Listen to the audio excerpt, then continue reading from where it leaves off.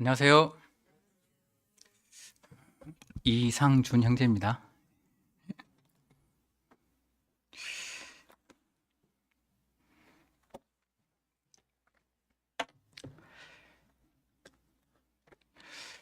어,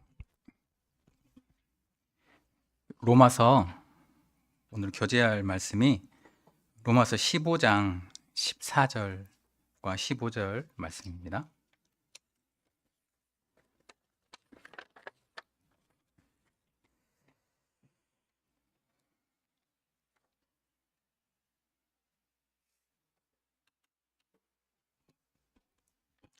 다 찾으셨으면 읽겠습니다. 내 형제들아, 너희가 스스로 선함이 가득하고 모든 지식이 차서 능히 서로 고난하는 자임을 나도 확신하노라. 그러나 내가 너희로 다시 생각나게 하려고 하나님께서 내게 주신 은혜로 말미암아 더욱 담대히 대략 너희에게 썼노니.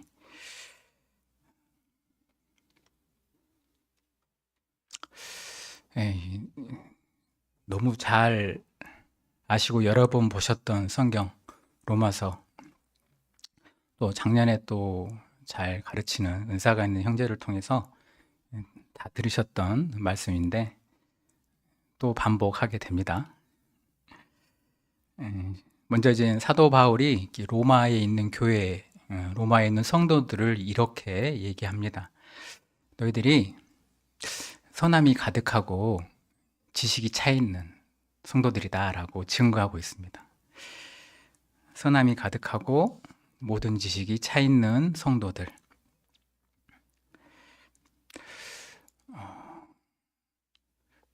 선함이 가득하고 모든 지식이 차 있으면 굳이 누군가가 그에게 말해줄 필요가 없잖아요. 잘하고 있는 사람에게 왜 굳이 말이 필요하겠습니다. 그런데 사도 바울은 잘하고 있는데 그럼에도 불구하고 내가 대략 썼다고 얘기하고 있습니다. 그래서 저희들이 같은 말씀을 잘하고 있어도 반복해서 하고 듣는 것은 성경적이라고 생각이 됩니다.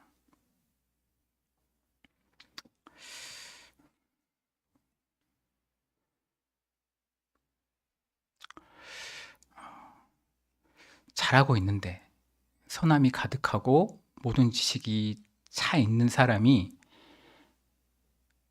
서로에게 고나는 교제를 한다는 거예요. 근데 이게 기분이 나쁠 수도 있는데 사도 바울은 그런 게 아니다 라고 얘기하고 있습니다. 그리고 모임 안에서 구원받은 성도들은 내가 선함이 가득하고 모든 지식이 차 있음에도 불구하고 누군가가 선함에 대해서, 지식에 대해서 얘기할 때 들을 만한 소양이 있는 것이고, 또한 이런 소양이 있는 사람은 누군가가 선함이 있고 모든 지식에 차 있는데 그에게 말할 수 있는 담대함이 있는 것입니다. 저는 사도 바울이 로마에 있는 성도들에게 이렇게 너희들은 선함이 가득하고 모든 지식에 차 있는 사람들이다 라고 증거하고 있는데, 제가 또 담대히 감히 이렇게 상무대로 교회 성도들에게 선함이 가득하고 지식에 차 있는 성도님들이라고 말하고 싶습니다. 근데 사도 바울은 그들에게 고난하는 사람으로서 자격을 얘기하고 있는데, 뭐냐면 선함이 가득하고 모든 지식이 차 있는 자격을 얘기하고 있습니다. 그런데 제가 저를 보니까 저는 과연 자격이 있는가? 성도님들은 선함이 가득하고 모든 지식이 차 있는데 저는 과연 선함이 가득하고 모든 지식이 차 있는가라고 스스로에게 물어봤을 때 그렇지 못하다, 이렇게 확실하게 이렇게 그렇다라고 대답을 할 수가 없더라고요. 그럼에도 불구하고 감히 이 말씀에 대해서 교재를 준비했습니다. 그 이유에 대해서는 마지막에 다시 한번 말씀드리겠습니다.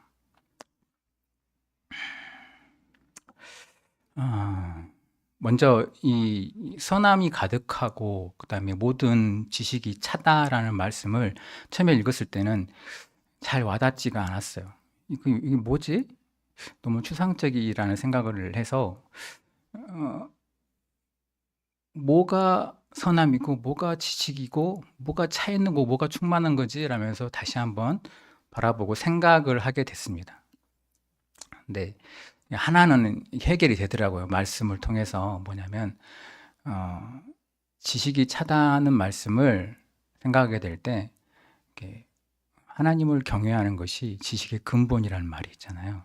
그래서 하나님을 경외하는 마음이 가득 찬 사람을 지식이 가득 찼다고 해석할 수 있겠다라고 생각을 하게 됐습니다. 성도님들도 하나님을 경외하시잖아요. 하나님을 경외함으로 살고 계시잖아요. 또 선함이 가득하다라는 말을 생각하게 될 때 무엇이 선함이 가득할까를 생각하다가 한 가지는 버리게 됐어요. 뭐냐면 내가 지금까지 가지고 있던 선함이라는 가치관은 배제해야겠다, 내려놔야겠다라는 생각을 했습니다. 내가 지금까지 태어나서 듣고 누구에게 배우고 봤던 것들은 세상에서 가르쳐주는 선과악을 구별하는 이 가치관 틀에서 선함을 생각할 수는 없다고 생각을 하게 됐어요. 그래서 하나님께서는 선함에 대해서 뭐라고 어떻게 정의하고 계시지라고 먼저 생각을 하게 됐고 그것을 마태복음 19장에서 한번 찾게 되었습니다. 한번 보시겠습니다. 마태복음 19장입니다.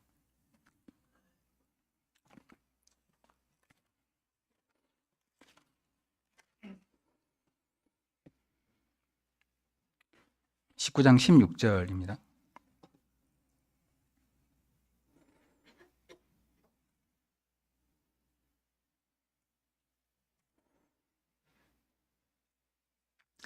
어떤 사람이 주께 와서 이르되 선생님이여 내가 무슨 선한 일을 하여야 영생을 얻으리까? 예수께서 이르시되 어찌하여 선한 일을 내게 묻느냐? 선한 이는 오직 한 분이시니라. 네가 생명에 들어가려면 계명들을 지키라. 마가복음 10장도 한번 보겠습니다.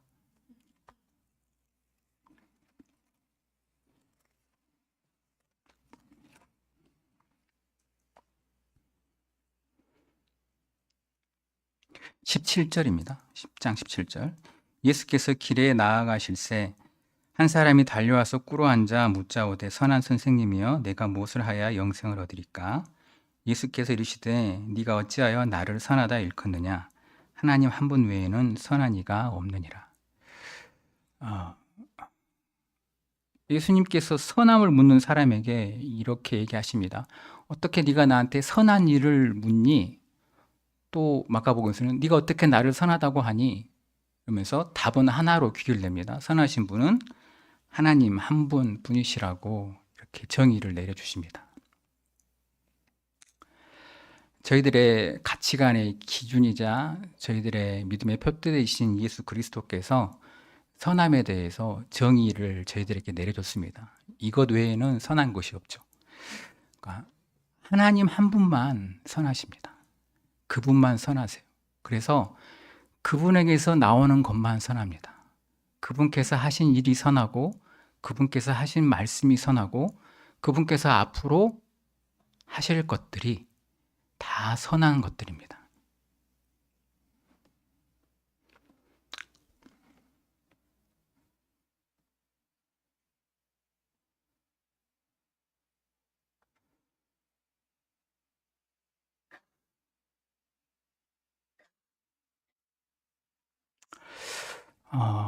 하나님께서 선하시기 때문에 그분께서 하신 창조는 선합니다. 그분께서 앞으로 세상을 심판하실 것입니다. 앞으로 이루어질 그 심판도 선하십니다. 하나님께서 악하고 패역한 저희들을 불쌍히 여기시고 긍휼히 여기시고 사랑해 주셔서 저희를 구원하여 주셨습니다. 이것도 선한 일입니다. 그런데 그 과정 가운데에서 하나뿐인 아들, 독생하시는 아들. 독생하시는 아들은 더 이상의 아들은 없습니다. 더 이상 두고 싶으셔도 둘 수가 없는 그런 아들입니다. 그런 아들을 저희들을 사랑하셔서 구원하시기 위해서 제물로 십자가에 내어주셨습니다. 참 선하십니다. 근데 저희들이 가지고 있는 가치관으로 어떻게 이것을 선하다고 말할 수 있을까라고 생각을 한번 해보게 됩니다. 만약 지금 현대를 살아가는 어떤 사람이 누군가를 사랑해서 자기 자식을 그 사랑하는 사람에서 제물로 드렸어요. 이것이 뉴스로 회자가 됐습니다. 그걸 보면서 사람들이 다 박수치면서 아니면 감사하면서 이것이 참 선한 일이다 라고 할 수 있는 분들이 몇 명이나 있겠습니까? 사람들이 만들어 놓은 가치관의 틀 안에서요. 근데 하나님께서 선하시기 때문에 하나님이 하신 일이 선하다고 저희들이 고백하고 아멘하는 사람들이라면 이 모든 일에 대해서 저희들은 하나님만이 선하십니다. 하나님께서 선한 일을 하셨습니다 라고 고백할 수 있는 것이 되겠죠. 그러면 사도 바울이 그 로마에 있는 성도들에게 로마에 있는 성도들이 가지고 있는 무엇을 보고 선하다고 담대히 얘기했는가를 한번 묵상해 봤는데, 먼저는 구원받은 그리스도인들에게, 의롭다라고 칭하는 그리스도인들에게 성령 하나님께서 내주하시게 됩니다. 내주하시게 되는데 그분이 주인으로 내주하세요. 주인으로. 그 말 자체가 선함이 충만한 사람이 됩니다. 구원받은 성도는 하나님께서, 삼위의 하나님께서 오셔서 주인으로 거하시는 사람이 되기 때문에 그것 자체가, 구원받은 것 자체가 선함이 충만한 사람이 되는 것입니다. 법률적으로, 신분적으로. 그리고 그분이 그냥 오신 게 아니라 주인으로 오셨기 때문에 그분이 오셔서 저희들을, 구원받은 그리스도인들을 본인의 뜻대로 움직이게 하시기를 원하실 것입니다. 본인의 뜻대로 말하게 하시기를 원하실 것입니다. 이런 것에 순종하게 됐을 때 그 사람이 선함이 가득하다라고 말할 수 있겠습니다. 그래서 사도 바울은 로마에 있는 성도들에게 너희들이 선함이 가득하다라고 하면서 내가 그것 때문에 대충 썼다라고 했는데 그 대충 쓴 게 뭐냐면 복음이었습니다. 그 복음은 칭의에 대한, 구원에 대한 복음이었고 또 하나는 성화에 대한 복음이었습니다.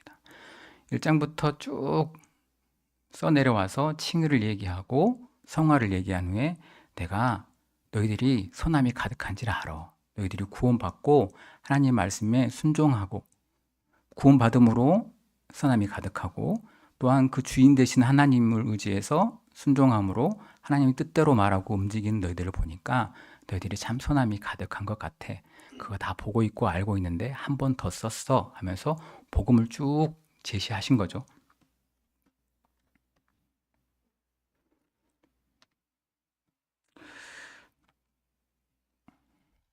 선함에 대해서 생각하게 될 때, 선함 가득에 대해서 생각하게 될 때 이제는 하나는 하나님께서 선하시기 때문에 그분에게서 나오는 것은 다 선한데 그 선함이 내 것이 돼야 되잖아요. 하나님 거로만 있으면 저하고는 관계가 없잖아요. 근데 그 선함이 내게로 오게 됐을 때, 그것을 내가 소유했을 때 나 또한 선함이 가득하다라고 표현할 수 있는데,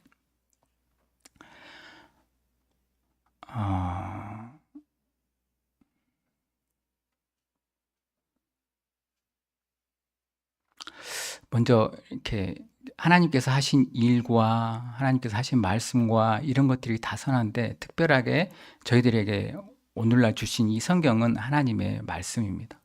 하나님의 말씀 또한 선한 것이고, 이 선한 것이 저희들 마음 가운데 있다는 것은 선함이 있는 건데, 그냥 말씀만 많이 있는 것이 선함이 가득한 건 아닙니다. 많은 말씀이 내 안에 있다 하더라도 이 말씀을 순종하지 아니하면 그것은 이제 선함이 가득하다라고 표현할 수가 없는 게 되겠죠. 또 하나는 예수 그리스도께서 오셔서 나의 집은 기도하는 집이다라고 하셨습니다. 그래서 하나님의 뜻에 따라서 행동하는 사람, 말하는 사람은 선함이 가득한 사람인데, 그런 사람은 하나님의 뜻에 따라서 하나님의 거룩한 전이 된 사람은 기도하는 사람이 될 것입니다. 그리고 또 하나는 이 말씀 중에서 나와 있죠. 서로 권면하는 사람. 서로 선함이 가득하고 지식이 차서 하나님을 경외하는데 이것을 서로 그분이 행해 주신 구원과 그분이 우리에게 성스럽게 살 수 있는 성화의 삶을 주셨고 그분을 경외하는 것에 대해서 서로 권하고 교제하는 것. 이런 순종과 기도와 교제 가운데 있는 것을 보면서 사도 바울이 너희들이 선함이 가득하고 지식에 차 있다고 표현하고 있다고 생각이 되었습니다. 네, 이 선함이 가득하다라는 부분에서 순종과 기도와 교제가 있는데 오늘은 제가 터치하고 싶은 것은 순종에 대한 부분입니다.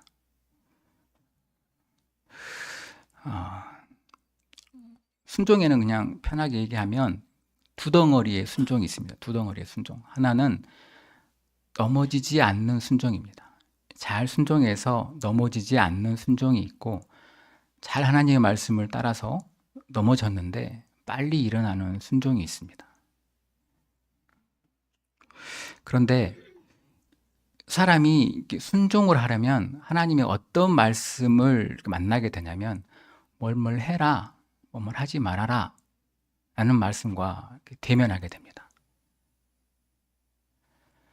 제가 은혜로 구원을 받고 하나님의 말씀에 순종하고 싶고 선함이 가득한 사람이 되기를 원하는데 그러려고 했더니 하나님의 말씀을 지켜야겠고 따라야겠는데 어떤 말씀이 보이고 들려오냐면 이거 해, 이거 하지 마 라는 말씀이 들려오는 거예요. 성도 집회 때 다 들으셨잖아요. 이렇게. 율법은 뭐 해라, 뭐 하지 말아라 라는 거라고. 우리는 그런 말로 살아가는 게 아니라 은혜로서 살아간다고 윤경재님이 증거하셨잖아요. 다들 아멘 하시고 저도 아멘 하고 있는데 그럼에도 불구하고 제가 하나님의 말씀을 순종하는 삶을 살려고 하니까 마주치는 하나님의 말씀은 해라 하지 말아라. 뭐 구약에만 나와 있는 게 아닙니다. 해라 하지 말아라는 말씀은 신약에도 나와 있잖아요. 너희들이 사랑해라. 그리고 그분의 지상명령 모든 족속으로 제자를 삼아서 이 도를 전하라. 땅끝까지 이 복음이 전파되어야 될 것이다. 이것도 하나님께서 하신 명령이잖아요. 하라는 말씀이잖아요.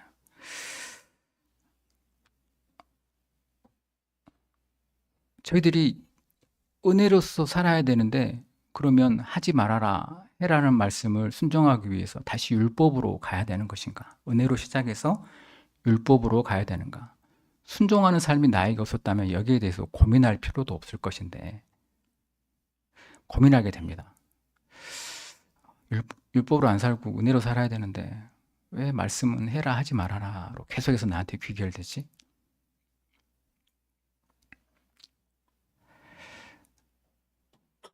사실 저도 예전에는 구원받고 주님께서 구원해 주신 그 은혜가 너무 커서 정말 하지 말한 거 안 하고 하라고 한 거 하고 싶었거든요. 근데 그게 참 힘들더라고요. 힘이 붙이더라고요. 스스로를 속일 수 없기 때문에 내가 완벽하게 이것을 해내지 못하고 있다는 것을 저에게 말합니다. 그런 상태로 얼마나 힘들겠습니까? 무거운 짐을 지는 삶같이 살았어요. 무거운 짐을 지고 사니까 행복하지가 않더라고요. 은혜로 구원을 받고 하나님 믿는 삶을 사는데 나는 왜 이렇게 힘이 들지? 왜 이렇게 행복하지는 못할까? 라는 생각을 했고 이러한 생각들은 저뿐만 하는 게 아니라 여기 앉아 계신 모든 성도님들도 한 번씩은 했을 거라고 생각을 합니다. 근데 어느 날 은혜죠. 이런 하나님께서 해라 하지 말아라라는 말씀이 이렇게 받아들여지게 됐어요. 하나님은 지극히 선하시잖아요.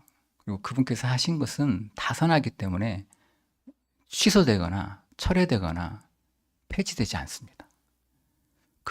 그분에게서 나온 것들은 선하기 때문에 절대로 물러섬이 없어요. 하나님께서 물러섬이 없으시는 분이고 후회가 없으시는 분이기 때문에 과거에 했던 것이 취소되거나 철회되지 않습니다. 그 철회되거나 취소되면 그 자체로 흠결이 돼요. 선한 것이 아니게 돼요. 그래서 하나님께서 하신 그 율법도 사도 바울이 선하다고 합니다. 그것이 폐지되지 않았다고 예수 그리스도께서 증거하고 계셔요. 내가 율법을 폐하러 온 줄 아느냐? 오히려 세우러 왔다. 온전케 하러 왔다라고 얘기하시고 계십니다.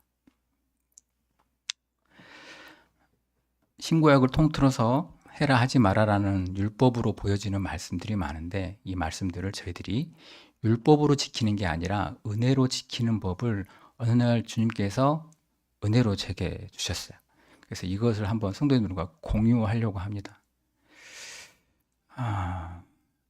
율법이 선하잖아요. 율법이 왜 선하냐면 하나님의 마음이 그 율법 속에 담겨 있기 때문에 그렇습니다. 성도님들이 가장 잘 알고 있는 율법 10계명이죠. 그것이 나중에 613가지로 세분화되었다고 하는데 그것까지는 제가 말씀드릴 수가 없을 것 같고 거짓말하지 말라는 하나님의 말씀 가운데 하나님의 마음이 보이기 시작했습니다. 나는 누군가를 속이는 것을 자체를 할 줄을 모르는 존재야. 내가 왜 그러냐면 내 말을 모두 듣는 사람이 속지 않고 유익을 얻기를 원하기 때문이야. 내가 살인하는 것을 좋아하지 않아. 나는 누군가를 죽이는 존재가 아니라 오히려 생명을 주는 존재야. 살인은 미움에서 나오는데 나는 누군가를 미워해 본 적이 없는 존재란다. 나는 오히려 사랑하는 존재지. 간음하지 말라고 너희들에게 했는데 사실은 난 너희들을 사랑하는데 그 사랑이 지금까지 한 번도 좌우로 치우친 적이 없어. 한눈 판 적이 없단다. 일편단심 너희였단다.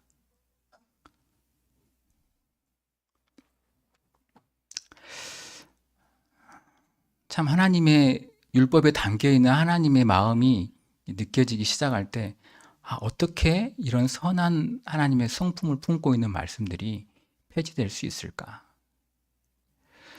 저희들은 하나님의 율법 중에서 제사법은 지키지 않잖아요. 그것이 폐지됐다고 저희들은 말합니까? 그렇게 생각하나요? 예수 그리스도께서 십자가에서 오히려 완성하신 법입니다. 사라지거나 폐지시킨 법이 잘못된 법이 아니죠. 오셔서 율법을 폐지한 게 아니라 오히려 세우신 것은 성령으로 행하는 사람들에게 그 율법을 이루게 하시기 위함입니다. 은혜로서 사는 법으로 오히려 율법이 오기를, 정말 그 율법이 품고 있는 하나님의 마음을 성도들이 오히려 가지게 되기를 원하시는 하나님의 의도셨습니다.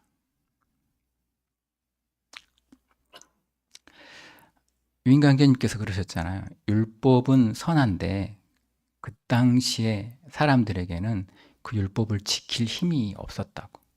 근데 지금은 하나님의 말씀을 순종할 수 있는 힘을 하나님께서 주셨다고 하십니다. 어느 날 그 율법을 딱 읽는데 하지 마라 해라는 말씀이 있는데 이렇게 들리기 시작했습니다.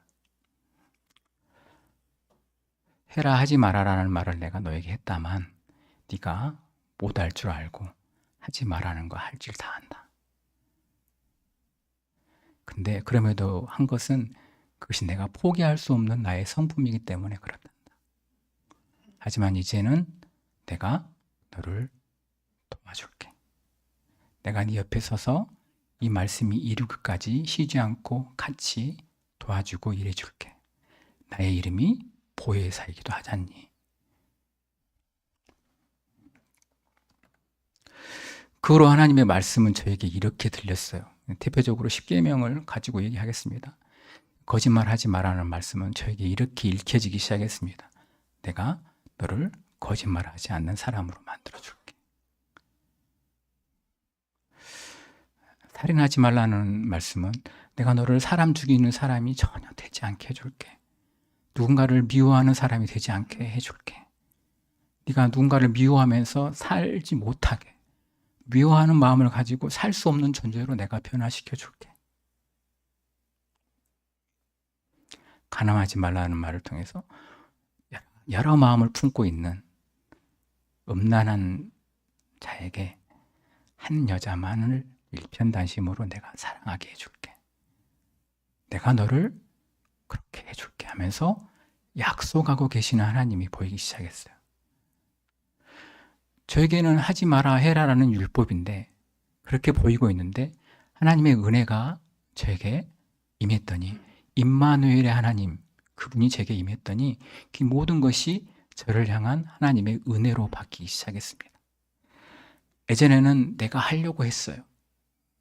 은혜를 받아서 이걸 꼭 지켜야겠다, 하지 말아야겠다 했는데 그때는 참 힘들었는데 힘들어도 하니까 성취감이 있었거든요. 성취감이 있고 기쁘긴 했었는데 그 이면에 보면은 높아지는 나를 발견하긴 합니다. 근데 이렇게 하나님께서 언약으로 주신 말씀으로 이해하게 됐을 때 내 안에서 참 어렵다는 생각이 내려놔졌어요. 참 편안해졌어요. 그런데 하나님께서 도우심을 통해서 이루어가는 이 삶이 참 기쁘더라고요. 기쁜데 이면에 내가 높아지는 기쁨이 아니라 오히려 낮은 곳에서 그분에게 엎드리면서 감사를 말하는, 낮은 곳에서 그분을 높이는, 그분께 영광 돌리는 감사의 기쁨으로 나타나고 있는 것을 보게 됩니다. 저는 성령으로 사는 말씀, 하지 마라 해라는 말씀이 신구약을 통해서 계속 나오는데 이 모든 말씀이 하나님의 입에서 나왔기 때문에 절대로 물러섬이 없는 하나님이 그걸 처리하거나 폐지하지 않으세요. 근데 이 모든 것을 저희들과 상관없이 하셨어요. 어떻게 해요? 은혜로서, 언약으로서 그분께서 지키세요. 그분께서 약속하셔가지고 그분께서 나를 끄집어 가고 계세요. 제 안에 소원을 두십니다.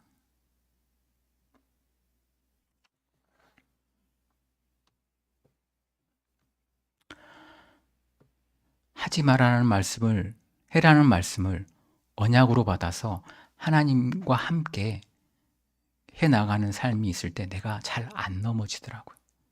안 넘어지는 순종을 경험하게 됩니다. 그렇다고 해서 아예 안 넘어지냐? 그럼에도 불구하고 또 넘어지고 또 실수하기도 합니다.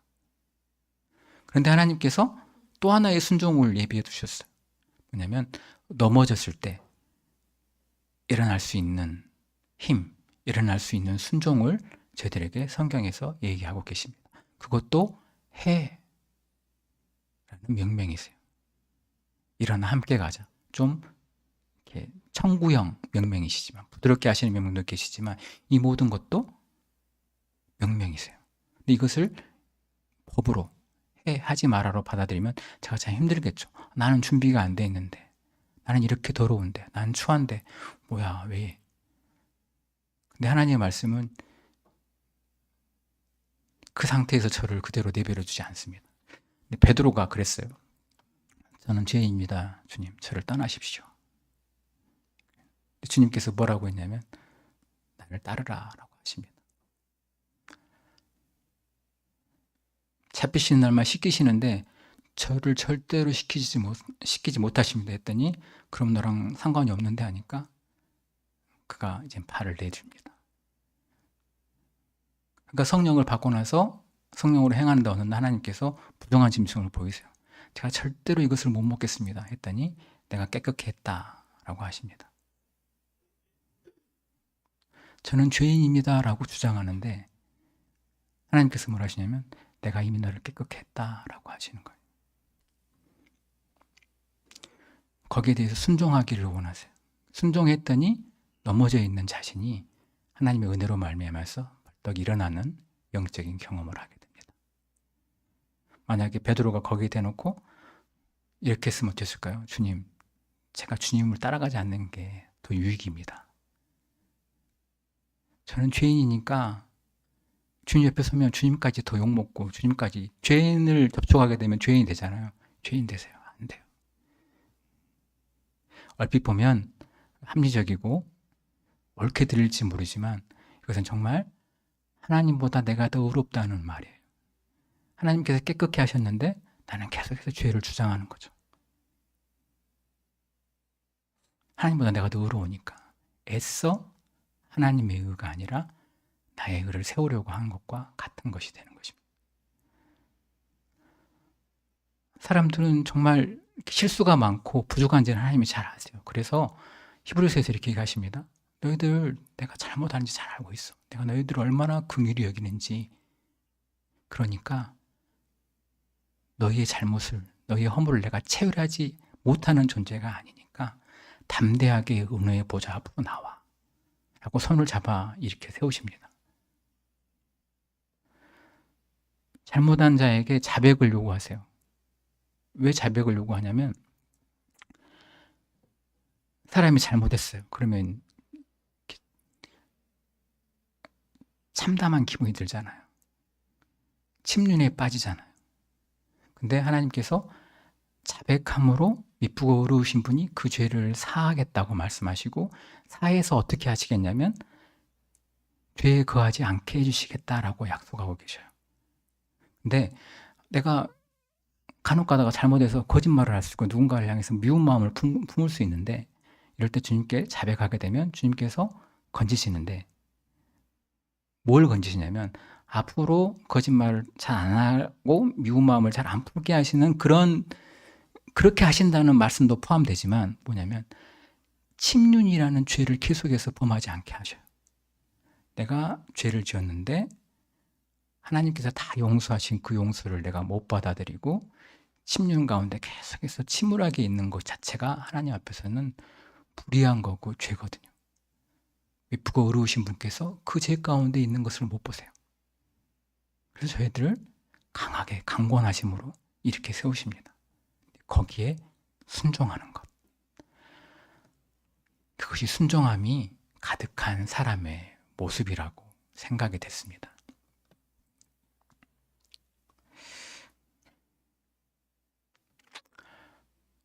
시간이 금방 가요. 처음에 버벅거리기도 했는데 30분 생각을 하고 왔는데 30분이 청아같이 가는 것 같습니다. 마무리를 해야겠는데,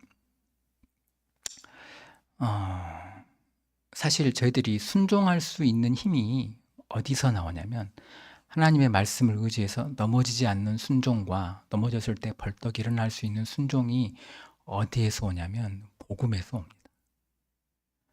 저를 사랑하사 제가 죄인 되었을 때 저를 위해서 죽으신 그분의 사랑, 그분의 사랑을 생각했을 때 내가 그분의 말씀을 하라는 말씀을 하고 하지 말라는 말씀을 안 해야지. 넘어졌을 때, 실수했을 때도 이미 죄인 되었을 때 나를 사랑하신 그 사랑을 생각하고, 그 사랑을 생각하면 내가 계속해서 죄지었다고 넘어져 있고 침륜에 빠져 있으면 하나님께서 기뻐하지 않으시지. 결국은 저희들이 순종할 수 있는 힘도 다시 복음인 겁니다. 순종을 얘기할 때 저희들은 성화를 얘기하잖아요. 그래서 성화도 주님께서 저희를 사랑하신 그 칭의의 사랑에서 성화를 할 수 있는 동력이 나옵니다. 그래서 성경은 믿음에서 믿음으로 이른다고 얘기하시고 은혜 위에 은혜라고 얘기하십니다. 그 믿음이 성화를 할 수 있게끔 이끌어 주시고, 또 성화를 한다는 것은 그분은 그만큼 신뢰하고 믿는다는 반증이 되는 것이고, 제가 그 유인강 형제님 말씀 들을 때 성화도 은혜로 하는 겁니다 라고 하셨어요. 그래서 그 부분에 대해서 한 번 더 교제를 좀 하고 싶었어요. 그래서 대리하겠습니다. 근데 사실은 잘하고 계시잖아요. 사랑에 대해서 교제도 하고 있고 잘하고 계시는데 저만 못하는 것 같아요. 제가 자격이 없는데, 저는 못하는데 왜 했냐면, 로마서 15장 15절 보면 사도 바울이 이렇게 해요. 나도 선함이 가득하고 지식이 차서 너희들한테 이렇게 대략 썼어 라고 하는 게 아니라, 내가 하나님께 받은 은혜로 말미암아 너희들에게 대략 썼어 라고 얘기하고 계시거든요. 권면하신 거죠. 복음을 쭉 풀어서 권면을 하신 건데 정말 지식이 넘치고 선함이 가득한 권면인데 이렇게 표현합니다.